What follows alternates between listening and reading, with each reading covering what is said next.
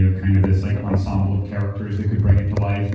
But really, like, it's funny, this was probably the easiest and fastest script I've ever written or developed, because so much of the process of developing a movie for me is like trying to get clarity on what you're trying to say and what the argument of the movie is and what the nuances and complexities of that were. And in this case, it was somebody just handed that to us, essentially, and it was like, this is what the movie's about, this is what the movie is saying, and then you just kind of have to reverse engineer that. But you always have this text and this argument and this structure to return to that reminds you what you're telling the story about. And so it's very easy to make decisions when that's kind of the case. And so even when it's like, you know, the second that we had this book, heist movie, ensemble cast of characters, it was just a very straightforward process. Who are they going to be? Well, who in the United States is most impacted by climate change? Let's go dig up those stories. Let's find, you know, cultural and script consultants to work with to like help inform us on like those kind of cultural experiences that we don't have immediate access to. Let's interview climate journalists and climate extremists or environmental extremists.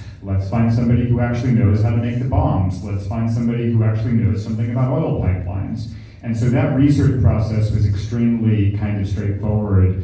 And yeah, so I think that like, it's funny, I would definitely adapt this again because it was like when I could work a theory like this again because it was so streamlined. The score is absolutely incredible. Can you talk about your relationship with Gavin and your direction of the score? I mean, Gavin did my first movie, and he's just an extraordinarily talented and innovative guy. And you know, when I kind of had the conversation with him about, you know, are you interested in doing Pipeline? He was like, yes, but I want to come to set. And this is, I think, something that he had been wanting to do for a while, but especially with this movie because of how important the environment is. He spent 2 days on set and basically sampled the entire ranch location. So everything from the dirt to the power lines to, he would find a random piece of discarded scrap metal, and he had a percussionist and a string player with him. And basically they would like drum on the scrap metal or play it with a bow. And he basically spent 2 days, you know, collecting stuff, and then the entire score was built out of those samples. So even if they're like synths, they're built out of these like other sonic samples that he found on the location. And so, you know, from then forward, it's very much like an iterative process. He probably wrote like 3 full scores to this movie because he wrote an entire series of suites before we even started editing that we started editing to.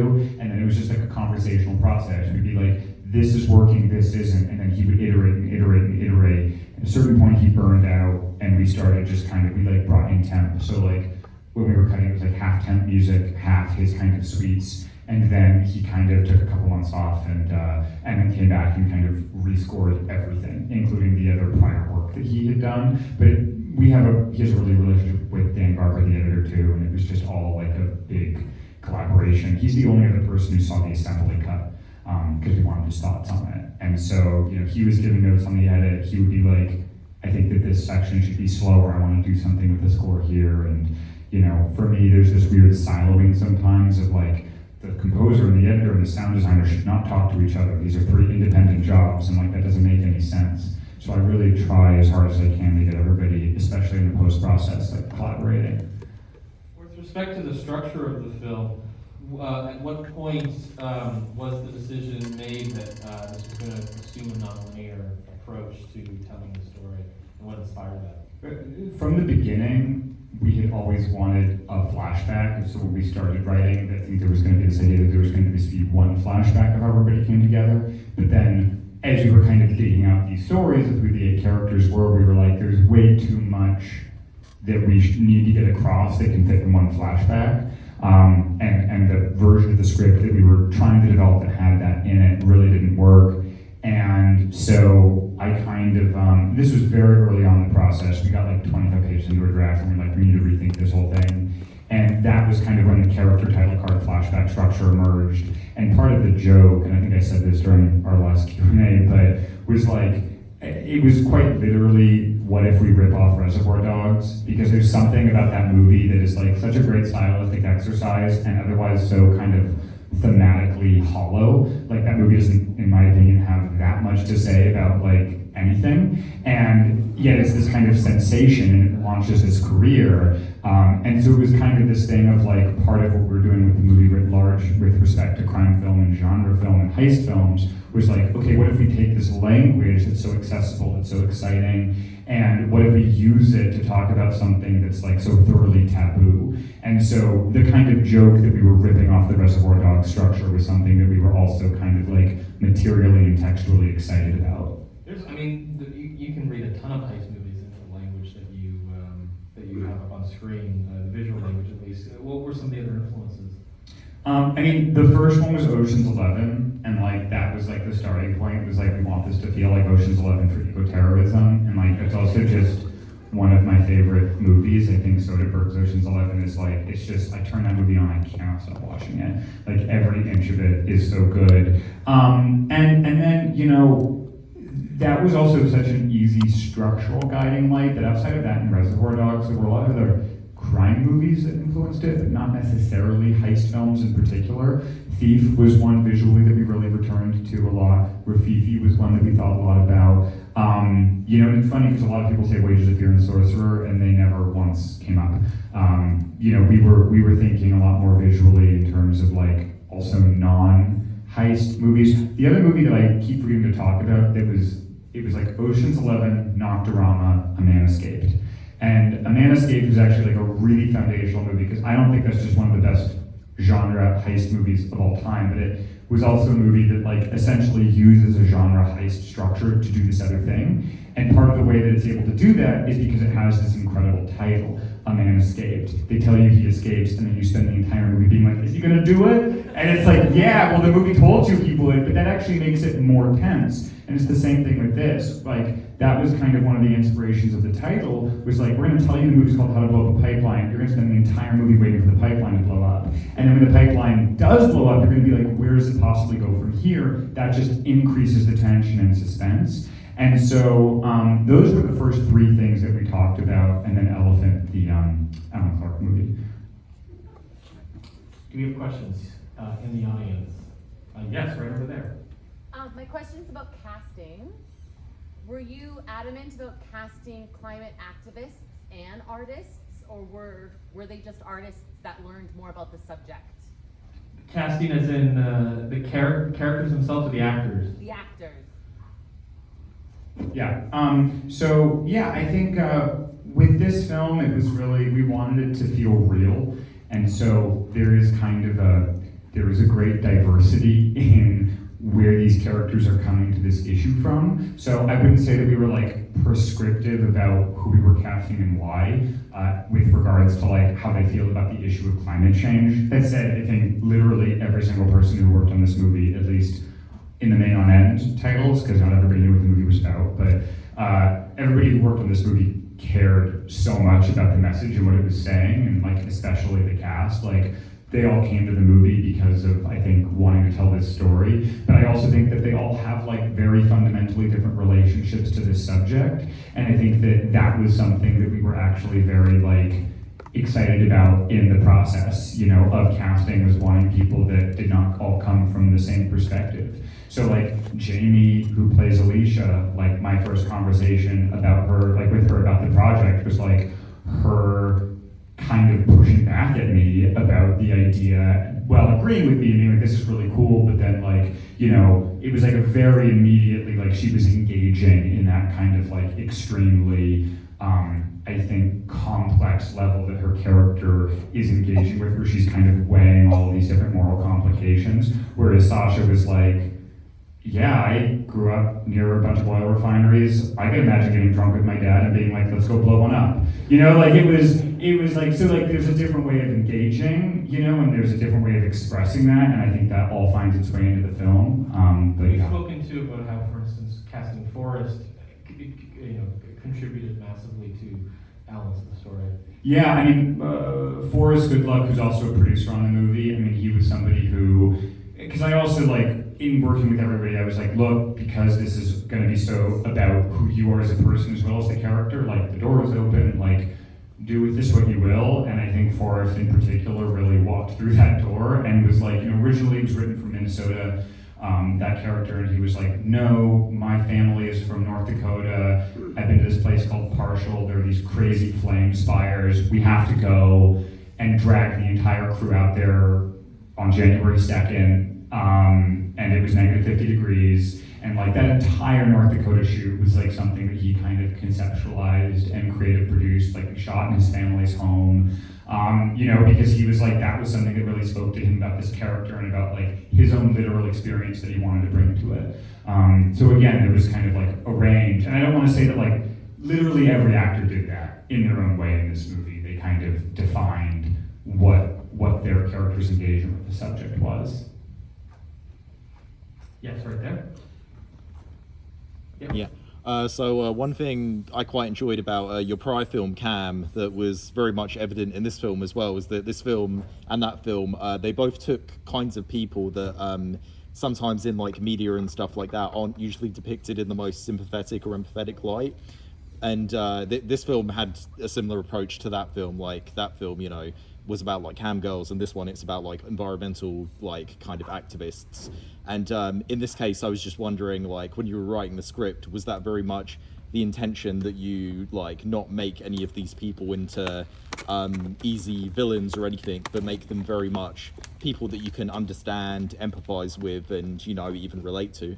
Questions regarding the characterization and being sensitive to ensuring against their face humanity.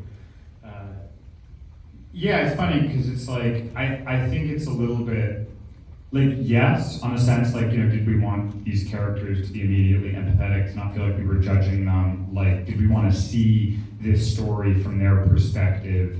Like, absolutely. At the same time, I find it bizarre that would not be any filmmaker's approach, is like to treat their characters like people, and to render their stories with like a degree of like humanity and empathy. Like, but absolutely, I think part of what gets me going as a filmmaker is telling stories that I don't feel like are being told and that feel like they need to be told, for whatever reason. And I think that generally speaking, part of the way that I find those stories is focusing on subculture.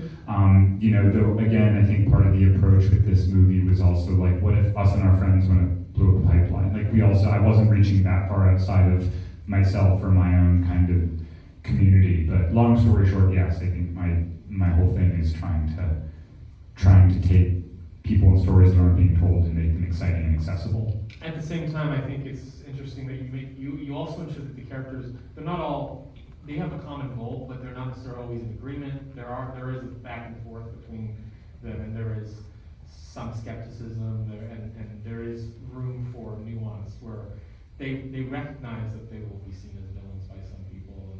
Yeah, that was definitely something that Ariella big time brought to the movie. Was like when we started making this, like I was in a pretty dark place.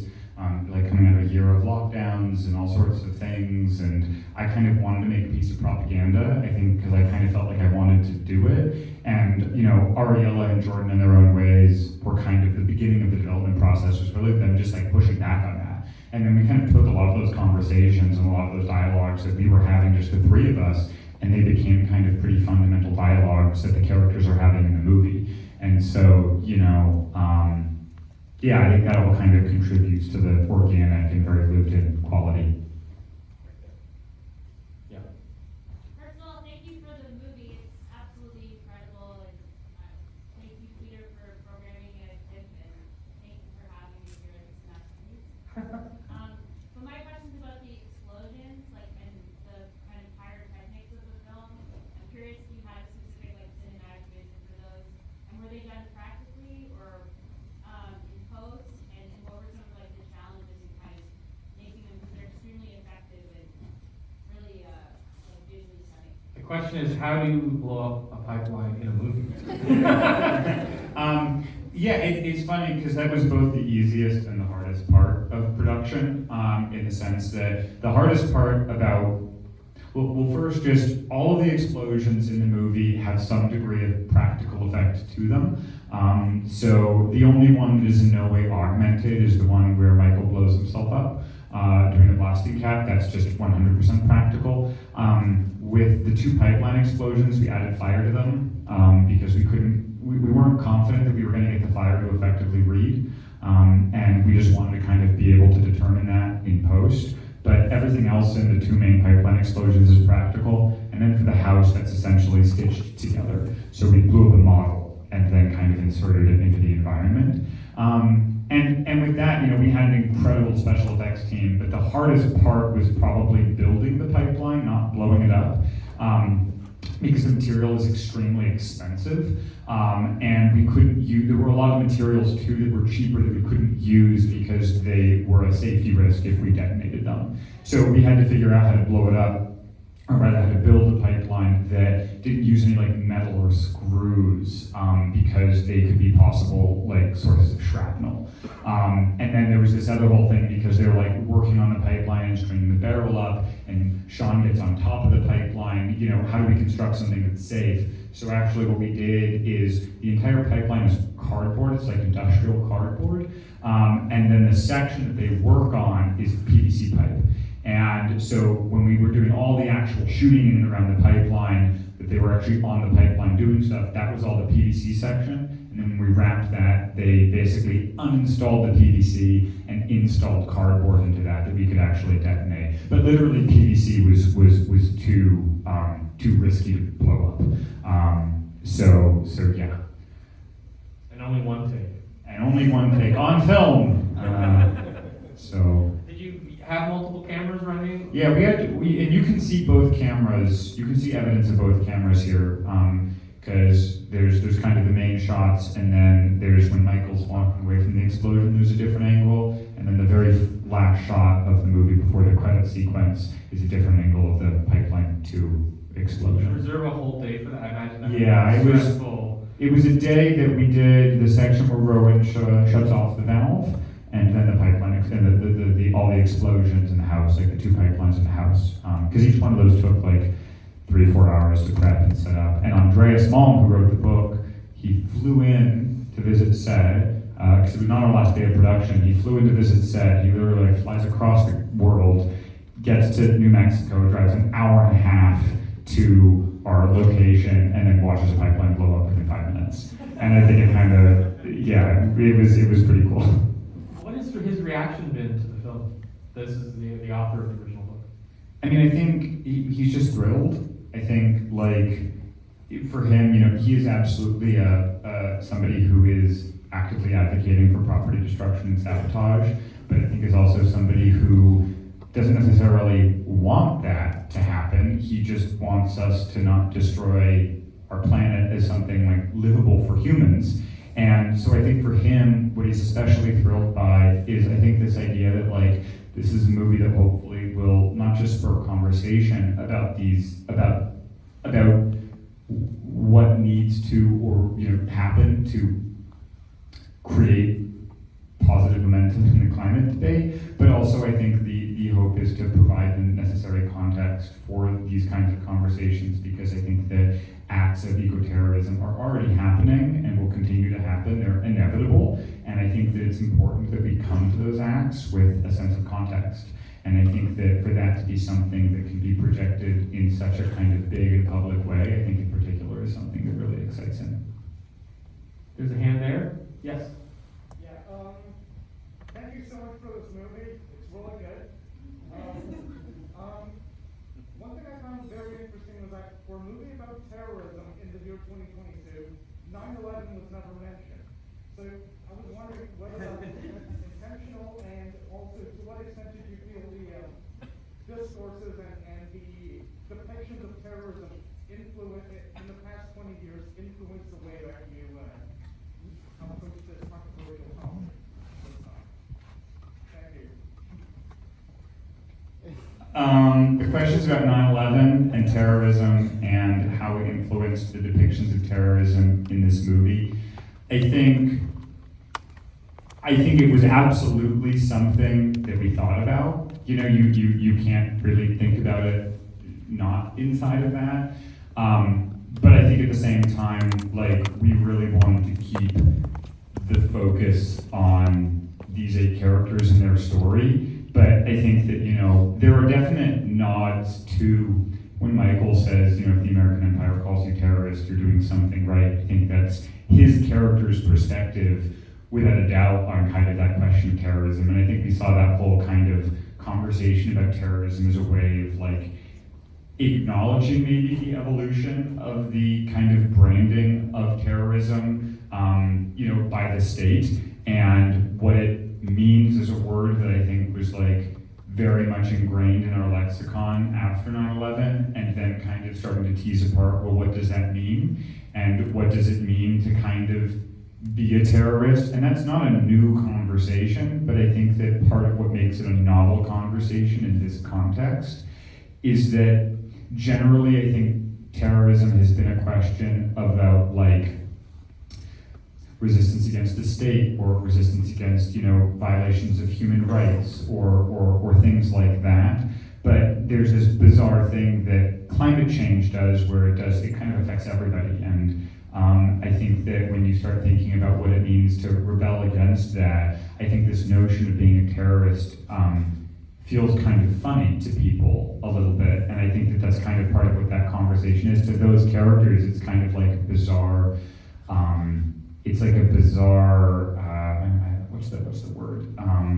There's like a gap between what the kind of connotation of the word is, and then, you know, seeing these 8 kids, they don't feel like quote unquote terrorists, and I think that's something that they're acknowledging and that they find is kind of funny. And then I think as a movie, as filmmakers, I think that we're trying to get you to confront the associations that word has, and to think about them, you know, both with regards to the past and also with regards to what environmental sabotage kind of means, and how people in the state will talk about it moving forward.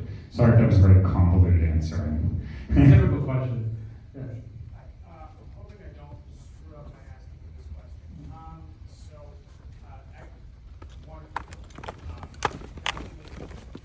made me think a lot of, and I'm wondering if this movie's been brought up with any of the other Q&As, because the only other eco-terrorist movie that I'm aware of, which is Night Moves.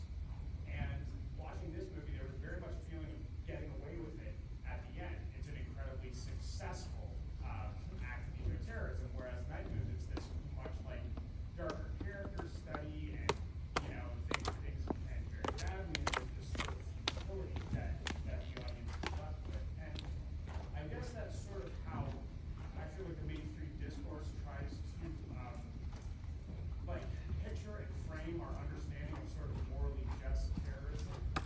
I mean, do you find any inspiration from that kind of media discourse, or like what do you feel specifically was missing from that kind of discourse around like morally justified terrorism?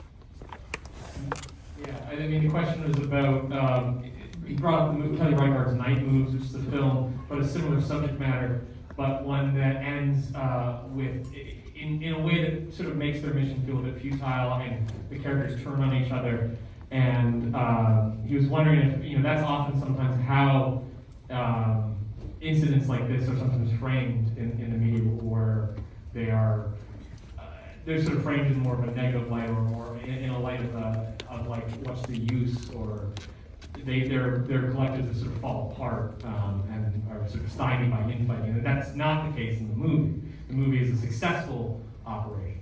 Yeah, I mean, Night Moves in particular was a movie that we were very actively thinking about, and I really love Kelly Reichardt as a filmmaker, but I think that movie falls, unfortunately, into this trap of being a movie about sabotage, about kind of, you know, civic unrest, or people who are trying to disrupt civic order, that falls into this tragic sensibility. And First Reformed, which is a masterpiece, also does that, where these are movies that kind of conceptualize, you know, sabotage as the domain of kind of the toxic, self-destructive individual. And I think that part of the argument that the book makes that's so compelling is that actually, if you look at the historical record, sabotage is, generally speaking, how we've gotten stuff done. And so I think that, you know, like we did see this being a movie that was like very much trying to subvert a narrative that I think doesn't just touch movies about eco-terrorism, but it touches movies about progressivism kind of writ large, you know. Movies are either kind of like little historical dramas about, you know, a singular thing that happened 75 years ago, or if they're at all contemporary, they're generally speaking about defeat and infighting. And I think that part of the problem is that when those are the stories that you continually tell, they to some extent become a self-fulfilling prophecy. And I think that's something that we wanted to do. If there's anything aspirational about this movie, it's not that they blow up a pipeline, it's that 8 people get together and cooperate and do something that has kind of a progressive goal, and they disagree with each other, and they have those conversations, but ultimately they come from different backgrounds, and none of that kind of subsumes this larger thing that like they all are coming together and organizing to do. And I think that it's something really important that we remember is that, you know, organization and cooperative resistance is not only feasible, it's necessary. And no matter what it looks like, whether it's, you know, eco-terrorism, whatever, that's kind of beside the point on some level. And I think that that was absolutely something that we just kind of wanted to demonstrate. And that's part of the reason why there are these kind of like cultural divides that exist inside of the group that ultimately, like, there are absolutely tensions there, but they're not that important. And I think that the progressive movement would do well to, I think, embrace that idea. Yes. I love that answer. Thank you. Well, this is all the time we have, unfortunately, but please put your hands together for Daniel and Tiff.